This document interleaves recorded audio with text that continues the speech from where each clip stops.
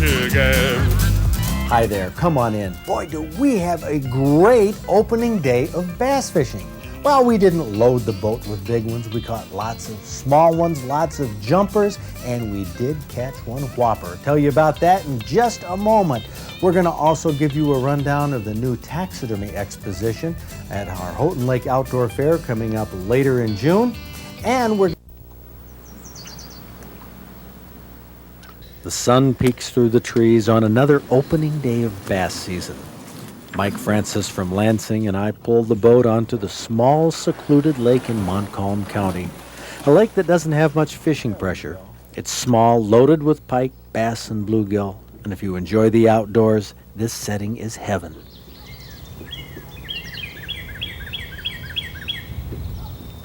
Panfish silhouettes slide through the crystal clear shallows, while 10 and 12-inch largemouth bass hang under limbs and near drop-offs.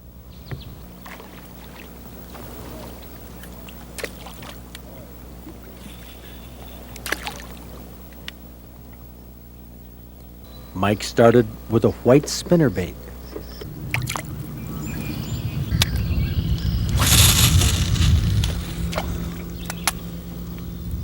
Spinnerbaits are relatively weedless. You can walk them over logs, let them flutter down to where the fish are holding.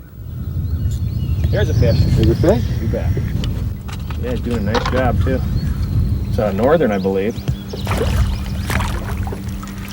Sure is. Oh. Great. Well, back to the white spinnerbait. No, you can't use that. I'm sorry. Excuse me. It'll look like white was the color, but northern pike are always suckers for spinnerbaits. Nice, good coloration on it. The northerns in here run dark. That was the first fish of the morning. Not the big bass we were looking for, but a good way to limber up the fishing rod.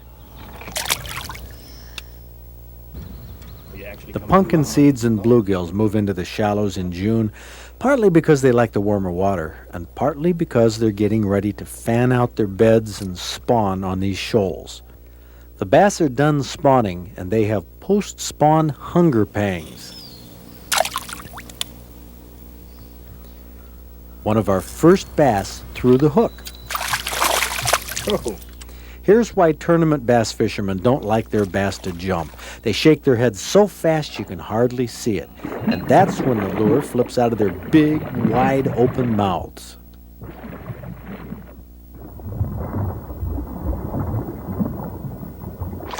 Oh.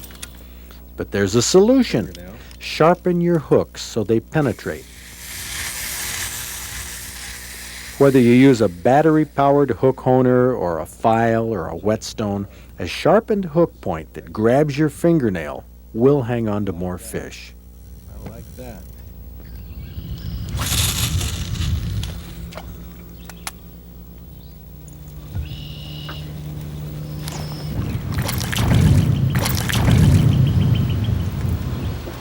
It's a bass. Almost legal. Almost legal. But not quite. They all seem to average about this size. It's not a whopper, but frankly, folks, this is the size of bass that's most common to catch in our northern lakes. Now, in the deep south, the bass run bigger, but they have their share of small ones, too. I'll pull out a big-lipped crankbait to use a little bit later, but first, I want to bounce a jig head over the bottom. Now, instead of a snap, you want to tie your line directly to the jig. My favorite knot has been the trilene, twice through the eye, then go through both loops and tie a clinch knot. Sometimes a jig will work by itself, but there's nothing like a live swimming morsel hanging on the hook to turn the trick. How could any bass refuse this tasty-looking leech? Hooked on one end, it stretches out, wiggles, and beckons the bass. I don't know what it is. It might be a panfish, but oh, holy cow. I like this. I like this a lot. Boy, is that a pretty sunfish. Isn't that pretty? Leeches can be a killer bait, but I've found, and today was no exception, that a good old-fashioned night crawler will usually take more fish. For bass, I hook it towards one end and cast it. The trick is to work a night crawler slow. Let it sink, let the bass find it, and pick it up.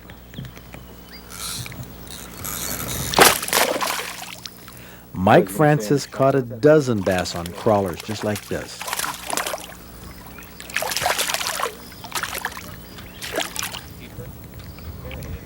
If you set the hook quickly, as soon as you feel the tug or the line moves, you'll probably lip hook the bass. Makes it a lot easier to unhook it and turn it loose. Largemouth bass are one of the few species I have no qualms about releasing. They're a ball to catch, but on the table, give me panfish or walleye or trout. Save the bass.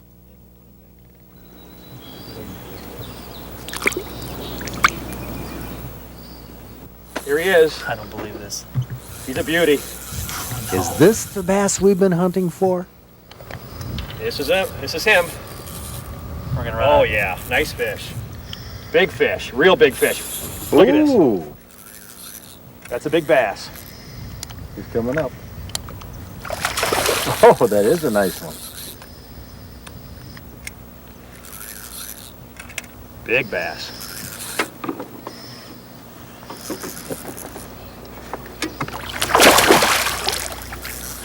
You know how to tell when an angler is really excited? He doesn't say much. With the camera rolling and big bass on, Mike Francious was amazingly quiet. Ooh. That's what we've been looking for. That big bass inhaled the crawler, and it wasn't getting away. Oh, that's a nice one. Very good, Michael. I was beginning to doubt. That's a nice fish. 4 pounds or so, that's the kind of bass that puts the frosting on an opening day. Just about bragging size, wouldn't you think? Well, I'm sure you'll do well. A bragging-sized bass any day in Michigan outdoors.